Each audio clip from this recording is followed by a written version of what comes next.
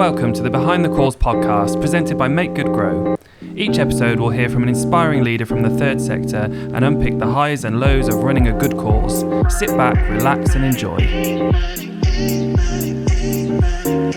Hey, good afternoon and welcome to Tina Costello from the Heart of England Community Foundation. It's great to have you here with us today. Thank you very much for the invitation, Rob. It's good to be here. You're more than welcome. So this is the Make Good Grow podcast. We call it Behind the Cause because each episode we're trying to meet with someone important. Trying to big you up now. Someone important from a good cause. And what better than to get you. So your role, Chief Executive of Heart of England Community Foundation. That's right, isn't it? Yes, it is. So before we get started properly and find out all about what you do, what the Heart of England Community Foundation do, I just wanted to touch on, there's 3 drinks in front of us on the table. For those watching the YouTube video, you might be able to see that Tina's lining them up in front of her. So every person that comes in for an episode of the podcast, we always ask them, if you were a pop star, what would the 3 things be on your rider? Now, water wasn't one of them, so water's the extra bonus that you got there, but you had a professional professional barista making you a decent cappuccino. I didn't want a barrister to do it, but yes. I do like a nice cappuccino, so thank you very much. A nice cappuccino.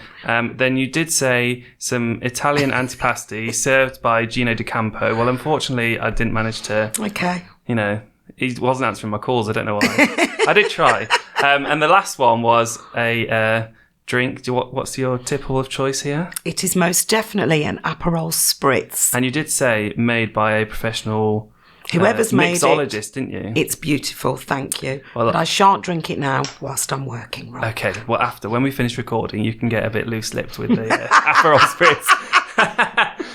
It was made by the lovely Molly from the 1 Mill Street team because we are recording here at the 1 Mill Street studio. I shall thank Molly. And can I just say I've had a wonderful lunch here as well, so thank Excellent. you. Well, that's good to know. So anyone, if you're listening, come on down to 1 Mill Street. Do indeed. So let's get on with the interview. So like I said, we just had a little bit of a chat, haven't we, beforehand, and I was explaining that this is really about getting behind the cause, understanding a bit about the organisation, but also understanding you as an individual, where you've come in your career and how you got to be in the role that you're in now. So do you want to just start off by telling us a bit about Heart of England Community Foundation, what the mission of the organisation is, like how you operate and that kind of thing? Of course. So the Heart of England Community Foundation is part of a network of 47 community foundations throughout the UK.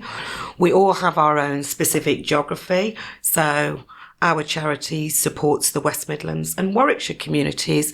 We were established on Valentine's Day. Lovely. In 1995. My wedding anniversary day. Oh, how wonderful. Yeah. We are 27 years old and we've always been hosted by Stellantis, which people may know as Peugeot Motor Company, since we were born. Amazing.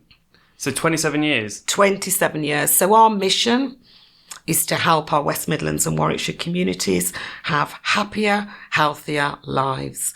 We do that by matching generous donors with causes that matter across our region. Amazing. I love that. And do you have like the stats off the top of your head of like how many charities you support? Well, let's talk about last year because obviously it was the pandemic and we worked really, really hard. Just to say we are quite a small team. We're a team of 10 and 4 of those are part-time, but we managed to support 3,600 projects with just over £6 million. Very good. And I did challenge you there because I didn't tell you to prepare the stats, did I? So I should know these things, know those Rob. Things. I should know these things. So, personally, professionally, I'm so proud of what the foundation achieved. We were the first funder in this region to actually make any awards. So, yes. Amazing. Thank you. Okay, so we don't want to dwell on the pandemic and stuff, but let's just touch on it briefly. So, it obviously affected every single organisation. Like there wasn't an organisation in the country that wasn't affected in some way. And I know a bit about this because I was at your celebration event back in October. But it's interesting for other people to hear like how businesses responded to the pandemic and how they like mobilise the team. And I know your organisation's story was really interesting, kind of what you did and how you turned things around to actually react and respond. And yours was probably more important than many organisations to actually get it right, because other charities and good causes were relying on you, weren't they? So tell us a bit about what you did and how you did it. So the first thing I will say is that community foundations, as part of their governing document, are there to respond to an emergency or crisis. So foundations like Cumbria, South Yorkshire had a little bit of experience from floods and the storms. But here in the West Midlands and Warwickshire, we had never been faced with this. So 4 days before the March day, I was literally clinging onto my desk in our corporate office. Said, Tina, you've got to go home. So within 4 days, we made sure that all of the team had the equipment they needed to work from home. We're not a charity that generally works with the general public, which I'm sure we'll come on to in a bit. But I sat there thinking we really have to do something and start galvanising support here. So we launched our coronavirus campaign. I got in touch with the local press who were about to do their own. And I think that's sometimes what happens, Rob. If you look at disasters, people want to do something. So you end up with lots of different people doing different things. What I was trying to do was get us all to do it together. Yeah. Both of the local press joined forces with us. By the end of April, we'd raised almost 800,000. Wow. But that was with the support of the general public, but also some of our existing donors who repurposed some of their funds as well. The other people that helped us were trusts and foundations that are national. They knew they couldn't get the money out as quick as we could on the ground because we're based here in the West Midlands and Warwickshire. So they actually gave the money to us to distribute on their behalf. And what I will say from that fundraising is that 100% of what we raised went out to support our communities. Which is amazing. That's really good. Fantastic. So touching on that then, so you're how are you kind of funded as an organisation? It's quite an interesting thing, isn't it? Because you're saying like...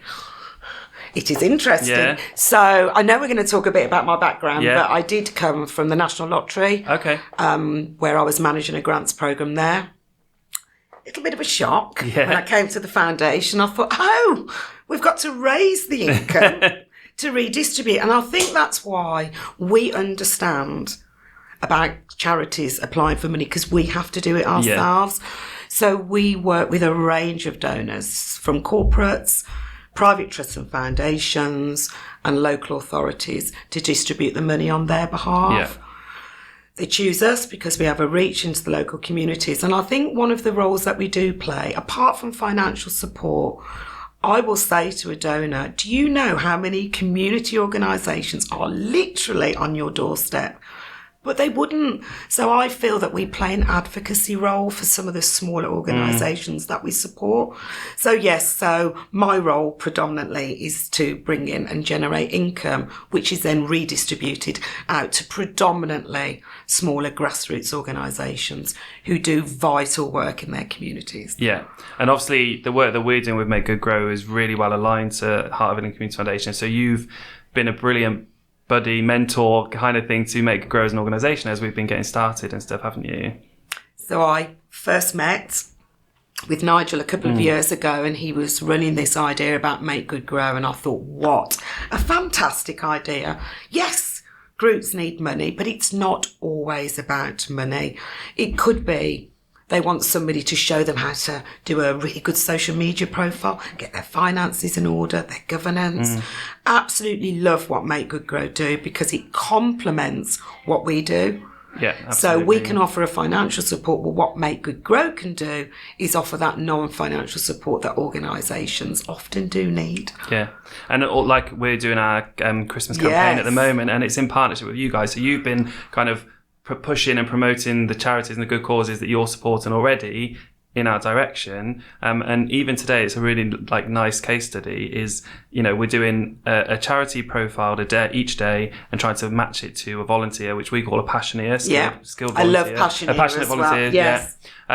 So we've matched today's project really quickly, which is fantastic. And the project was to have a leadership mentor for a really small charity that don't have any employed staff. They're all volunteers running the organisation. and they wanted someone to come in and give them kind of regular, like an hour a month kind of leadership guidance. So we got a match straight away, but just after we got a match, another person contacted me on LinkedIn saying, we'll do that project. So we were like, well, we've matched it now, but actually we can find another charity that needs leadership support. So, hold on there and we'll go and find another charity. And it's all about that kind of just making the matches and kind of getting that help out as quickly as possible, isn't it? So. Obviously, I've been following this and it's amazing. We do promote, as you know, Make Good Grow to our donors. I know that one of our major corporates has joined forces with you. Yeah, that's right. Wesleyan Assurance. Their employees, I know, really want to give back. And this is just a fabulous way of an individual who's got a skill set to offer it to an organisation that needs it. You need to do this, Sal, for us all the time. You get it perfectly. Summing it up, all of that. I love it. So if a good cause is listening to this and they're thinking, oh, well, we haven't had support from Heart of England yet, like, is there, restrictions? Do they need to be a registered charity, or can they be a community group without a registered charity status? Like, how do they fit into the right criteria? It's a very interesting question, Rob, because some trusts and foundations work with us because their governance only allows them to support registered charities. We know there are lots and lots of organisations in our communities that actually are probably quite small and not always beneficial to actually become a registered charity. Yeah. So we fund registered charities, voluntary and community organisations, social enterprises and KICs. But what we do say is that all of the organisations should have a set of rules. Yeah. Everything is on our website, all of the FAQs. We do have quite a lot of grant programmes. The other thing that I think I'm quite proud of as a foundation is that we are front facing. Yeah. Go onto our website and pick up the phone. Yeah. One thing I really, really personally quite upsets me is then I know how long it takes for organisations to apply for funds. Sometimes it's 3 full days out of a working week. What we try to do is to give advice to organisations before they apply. So I would actively encourage any organisation to actually pick up the phone and talk to us. Talk to the team. And we can advise of what fund we think they should apply for. And wasn't that one of the things you did as well during the pandemic, is kind of streamline and make it much more efficient in the process for applying for funds? It's always quite challenging. Yeah. I understand that small organisations can get a little frustrated, not just with us, but with the support in documentation. But ultimately, we are managing other people's money, and we do have to ensure that it goes to the right places. Absolutely. And what I will say is that it does. But yes, it was more, for me, there was more trust in organisations. Yeah. So we could get the money out. No criteria. What is it you want to do and what do you need the money for? 2.6 million of that money went on food alone. Really? I don't just mean food banks. I mean essential packages. Yeah. I mean people having doorstep deliveries. 2.6 million on food. Just on food. Just on food. I suppose it just shows what the need was during the time of the pandemic, doesn't it? And the ongoing need, I'm guessing. And the ongoing need, Yeah, definitely. Yes. Wow. Okay, so we already mentioned a couple of things, like how you're incredibly proud. But if you were to sum up, like, what's your proudest moment let me rephrase that. While you've worked for Heart of England Community Foundation, what has been the standout, biggest, proudest achievement for you and the organisation? Can I only have one? I'm that's always going to quite focus on difficult, the pandemic because I think we were galvanised really quickly. Yeah. We were an agile funder and we did what we were meant to do for our community. Yeah. So, of course, I'm always going to be proud of that. But if I could touch on something I'm immensely proud of, we generally give quite small grants, which do make a huge difference. But about just 4 years ago, I had a phone call from an anonymous donor who said, "Hi, Tina, would you like £4 million?" I mean, hello. Okay. That'd be nice. Yeah. He said, you have to give 3 million of it back out to 3 groups. I was thinking, oh my goodness. So that's £1 million grant each to support housing solutions for vulnerable people. I thought, you know what? We can do this. And we did. Yeah. We got some fabulous pro bono support. We gave £1 million to St Basil's, which is a homeless youth charity. Yeah, know it well. And they have opened, let me see if I can say this, a Live Life work hub in Coventry, and they renovated a former care home. Oh, wow. There are 36 young homeless living in there. We supported YMCA Birmingham. What they find is that a homeless person has had lots of holistic therapy, and actually they are ready to get back into the job market. But if you look at commercial rents and bonds, how do they get the money? No. So we have built 26 move-on accommodation flats, and they could stay there for 18 months to get on their feet. The one for me emotionally was Black Country Women's Aid. We enabled them to buy their refuge and create a therapy room, and they focus on rescuing women from modern slavery. I got to meet a couple of the women. Wow. And I bet that's quite... and that means such a lot to me that we made, hopefully, a long-term difference to many, many people. So I suppose the point I'm making is that we can deliver what a donor wants us to. The donor will always remain anonymous. And they always wanted to be anonymous, and that's amazing. So that's a big achievement. And just the legacy of that single donation, like obviously you're not going to get many people phone up and offer you 4 million quid, are you? But... No. But yeah, the legacy of that and the what those organisations have been able to do with the money, and that's going to last a lifetime, isn't it, for those We did it, and I went to my board and I said, we can do this, not a problem. We ended up getting corporate pro bono support from major building firms in Birmingham.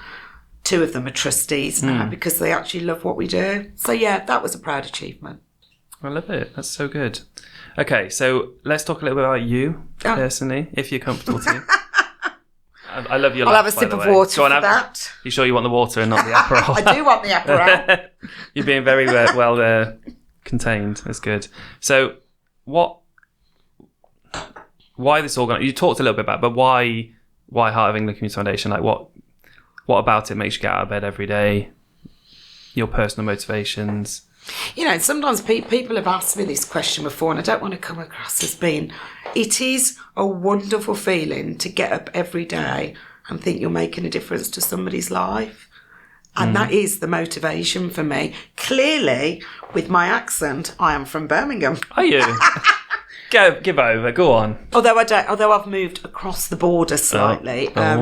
The West Midlands has always been my home, and the fact that I get up every day and try and generate income for the communities that I actually love is what motivates and keeps me going.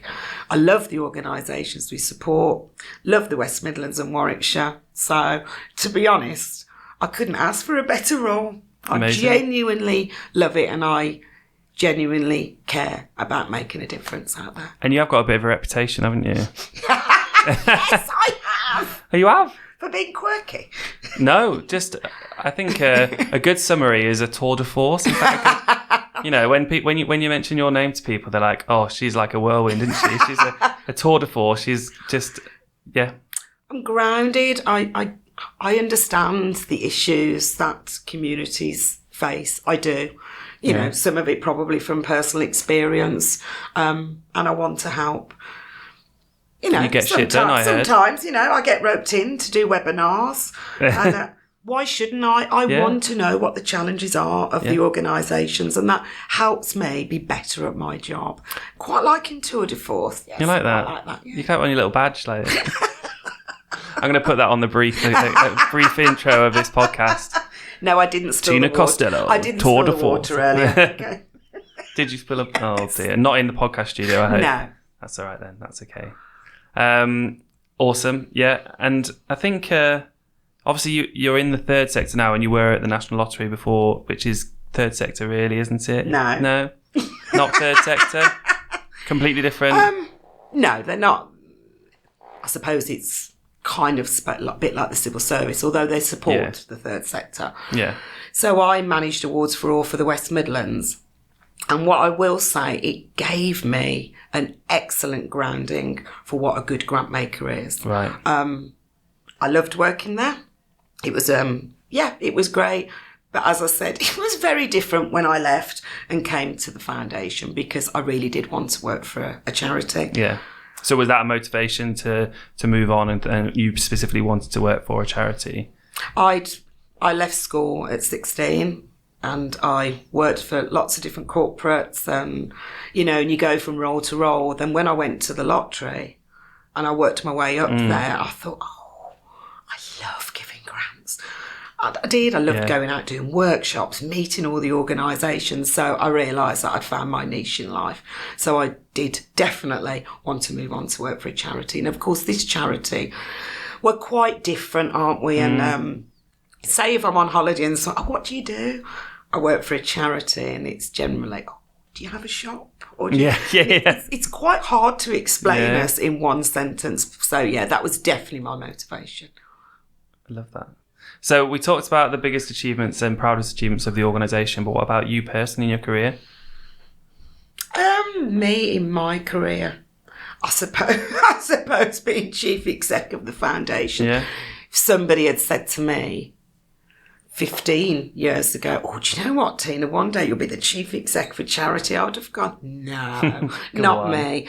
Generally, my background, I didn't join the Heart of England as the chief exec, I will add. I was the grants manager. Right. So had quite a lot of experience in grant making, but not a lot in the other side of it. So I suppose for me, I really had to learn this role quite quickly, and there is a lot to it around the governance and all the legal stuff that comes with running a charity, your reputation. I suppose personally, I've done all right in this job, but someone said to me last week, do you know what, Tina, you'd be great in sales. But really, is that not what I do? Yeah. But it's selling something that I'm passionate about, that is ethical, and it's that I believe in. I suppose the other personal achievement for me is that when I joined this charity, we were the foundation for Coventry and Warwickshire. Sadly, Birmingham and Black Country and Solihull didn't quite make it, which left a huge gap. So we have taken over those areas over the last 5 years. Yeah. So we've grown. It's the growth. Yeah. So there was 3 of us. Now we have 10 staff. So we're still relatively small, and our operating costs are still relatively lean. But I am proud of our growth. I was going to say that's an amazing achievement, really, isn't it? So, 3.3 million to support people. Yeah. Yes. Quite a big, big area. Yeah. And you talked about the national network of community foundations earlier. In scale and size, how do you compare on those kind of... Have the third largest population. Wow. Yeah. Because obviously we have Birmingham, we have Wolverhampton, we have Coventry, so we have some really densely urban areas, then obviously we go out to Warwickshire. Yeah. So, third highest population in the country. Amazing. That in itself is such a big undertaking, isn't it? And, like I said, for Make Good Grow, we're trying to kind of match the reach that you have in terms of geographic area at the moment. And, the spread is massive, isn't it? And it takes time, Rob, and you will. And I think it's that natural growth and people start to get to know you. But sometimes a little tiring when I'm trying to get to the Black Country, to Stratford. That's a long old commute, isn't it? Right across the reach of that region. Fab.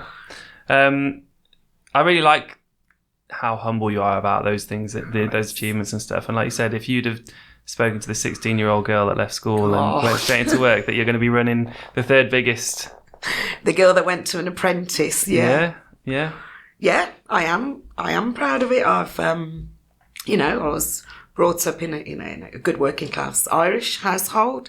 That's the one sad thing for me. My dad passed away before I got this role. But I do think he looks down with immense pride. Of course he'd have been very proud of me. Yeah? Yeah. Oh, bless him. So I think you're probably already a kind of mentor and kind of inspiration to a lot of people working in the third sector. But what would you say to someone that's starting out in their career in the third sector? What advice would you give them? Wow. I get asked this quite a lot. Oh, sorry. I don't mean that. No, I don't mean that. I do. I'm joking.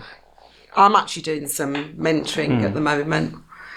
For me, if you're working for a charity, the first thing I would say is that you have to have a passion for the cause you're working for. I think working for a charity is more than a job. Yeah. It's a vocation.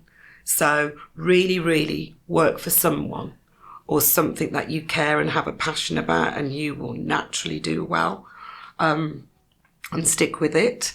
We're a fabulous sector. I don't think we're always, how can I put this? For me, working for a charity is not just about my pay packet at the end of the month. So work for a charity that you're passionate about. Mm. And I think as well, there's a lot in the kind of business sector at the moment, kind of businesses wanting to do more good and needing to do more good to attract the right talent as well, isn't there? And, charities and businesses can learn a lot from each other in that sense, can't they? The businesses we work with that have a really embedded social responsibility seem to have quite a happy and stable workforce. And it's like you were saying, with Wesleyan, having an opportunity for an employee to personally give back, I think is really, really good in the workplace. Definitely. And I'm certainly talking to other corporates about this relationship as well. But yeah, no, I think businesses are getting better. I do. Yeah. Smaller businesses, it's difficult, but I think everybody has some responsibility. This is it, yeah. And you have to think that everybody who has employees, they either live, work or play in the area where your business actually is. So obviously one of the huge strap lines for our foundation is do more local. Look at what's on your doorstep and see what you can do to help. Absolutely. Yeah, absolutely. And, going back to what you said about finding something you're passionate, a cause that you're passionate about, if you're going to work in the third sector, I've only been with Make Good Grow for a few months now, but previous to that, I was working for an adoption charity as an adoptive parent. And I went to work for them because I was an adoptive parent and I wanted to do that. So that was my kind of drive to work for the charity. But it can be all consuming as well. So you have to really make sure you looking out for yourself at the same time. If you're working in the cause that is your life as well, it can just consume everything about you. So there is that kind of fine balance, isn't there, of making sure it doesn't become everything, because some of the you have to switch off. And I'm sorry, I know I should have said that when you were saying about you do have to switch off for your own benefit. Well, we've been so lucky to meet some amazing people that work in good causes, like Make Good Grow. We're going out and meeting as many of the good causes as we can. And some of those people, we've already had Alex Wallace from Mint Ridge Foundation on as a guest on the podcast. And, she set up the foundation as a young lady. It was inspired by her own experiences of mental health as a teenager. And that's what they're now delivering. And, it's amazing. There's another lady we've met recently who runs a charity supporting families who are dealing with childhood cancer at the moment, and that's because she had cancer as a child herself. So she's fully immersed in it, and that's Sorry, I should have said Shine a Light in Coventry. Oh, beautiful little. I know Shine a Light charity. Yeah. Yes. Yes. And there's so many stories like that, isn't there? Of it's almost like the owner operated business. It's the kind of founder led good cause, and they're putting all of their energy and all of their passion and everything in. But you have to keep some energy for your own well-being as well. Exactly. Yeah, and you've got to make sure you do that. So I go on holiday, excuse me, and I did email my chair, and I got an email back saying, if you got any more correspondence from me whilst I was away, I was in trouble. And it is, and sometimes it's quite difficult to switch off. I suppose the difference with this charity is that we're not cause specific. Yeah, so it's not like a personal, but I guess it's your motivation. But in my own life, outside, I am a trustee of another charity, and I have done some poems and stuff for women recovering from domestic abuse. So I think we all have a personal passion. Definitely. So that is my personal passion, and that's outside of work. And then in my day job, try and support as many good causes as we possibly can. Exactly. So I'm very driven constantly to bring in new funds. Yeah. Because the new funds ultimately are to benefit the West Midlands and Warwickshire. Yeah. And what's that quote, going back to what you're saying about finding a thing that you're passionate about and working it, like, there's a quote, isn't there, like, find something you love and you'll never work a day in your life. You'll never work a day in your life, yeah. And that brings me on to one of my last questions, which would be, what would be your go-to motivational quote in life? Oh, my goodness me. Never give up on your dreams. Never give up on your dreams. Never give up. We all face challenges in life, and I said to you earlier, we all walk with a story and come with a story. Yeah. And we all have challenges that could potentially define us. If you do have bad experiences, as I have had and others, don't let it define your whole future. Absolutely. And never give up on on your dreams. I love that. See, I'm always getting emotional as well. You'll hear that about Tina, yeah. She needs more of the Aperol spritz down there. Which I'm going to have in a minute. Well, that brings us really nicely to the kind of end of the podcast. And I just wondered if there's anything else that you wanted to add, anything you think we've not covered or missed, or any shout outs or mentions that you want to make? Well, I'm always going to shout out to the rest of my team. Love my team. We're all here today working, saying, one last goodbye before Christmas. Shout out to them. Shout out to my board. But and I say this a lot, if it wasn't for the community organisations that operate in the West Midlands and Warwickshire, we wouldn't exist. We exist for them. So I'd like to take this opportunity to thank them for everything they do every single day. Thank you. Amazing. I love that. Thank you very much for joining us. And just to add to that, obviously, this is the Make Good Grow podcast and we're here at 1 Mill Street. One of the Make Good Grow pledges is that we'll always support good causes by giving them free space to use here at Mill Street. So you guys are here using the meeting rooms today as our guests. And if there's any good causes out there that want to record their own podcast, you can come and use this podcast studio free of charge. Have a meeting in one of the meeting rooms, come along. That's what we're all about. So we'd love to hear from any good causes as well. We'll obviously share details of how people can find out more about Heart of England Community Foundation on the webpage, link to the podcast and on all our socials and stuff as well. Thank you very much. It's been lovely talking to you. It's a fabulous space, may I add. Thank you. Thank you. Thank you. Thank you for listening. For more information about Make Good Grow or any of the good causes that we featured on the Behind the Cause podcast series, visit makegoodgrow.com/podcast.